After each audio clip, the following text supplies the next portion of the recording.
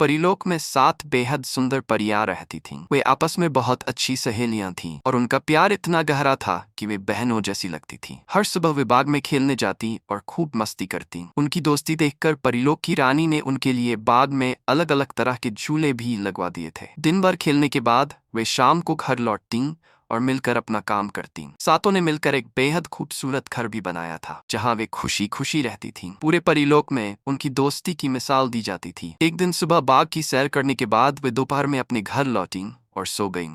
लेकिन जब वे शाम को जागीं तो देखा कि उनकी एक सखी तेज बुखार में तड़प रही थी। उनमें से एक तुरंत एक हकीम को बुलाने गई।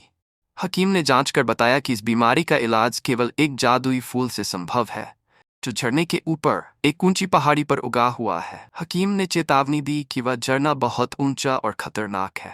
ये सुनकर एक परी बोली, हम जानते हैं कि वह जगह कितनी खतरनाक है, लेकिन अपनी सखी को बचाने के लिए हमें वह फूल लाना ही होगा, चाहे इसके लिए हमें अपनी जान ही क्यों न जोखिम में डालनी पड़े। अगली सुबह उन्होंने तय किया कि एक परी बीमार सखी के पास रहेगी जबकि बाकी 5 परियां फूल लाने जाएंगी। जब वे झरने के पास पहुंचीं तो उन्होंने ऊपर चढ़ने की कोशिश की, लेकिन ऊंचाई इतनी अधिक थी कि वे थककर नीचे गिर पड़ीं। थोड़ी देर बाद उनमें से एक ने कहा, आज हमारी बहन की जिंदगी खतरे में है, इसलिए हमें हर हाल में वह फूल लाना ही होगा। सभी ने एक दूसरे का हाथ थाम लिया और मिलकर अपनी जादुई शक्ति बढ़ाने का निश्चय किया। इस बार वे अपनी सम्मिलित ताकत से उड़ने में सफल रहीं और झरने तक पहुंच गई। थोड़ी दूर पर उन्हें सफेद जादुई फूल दिखाई दिया जो उनकी दोस्त की बीमारी का एकमात्र इलाज था।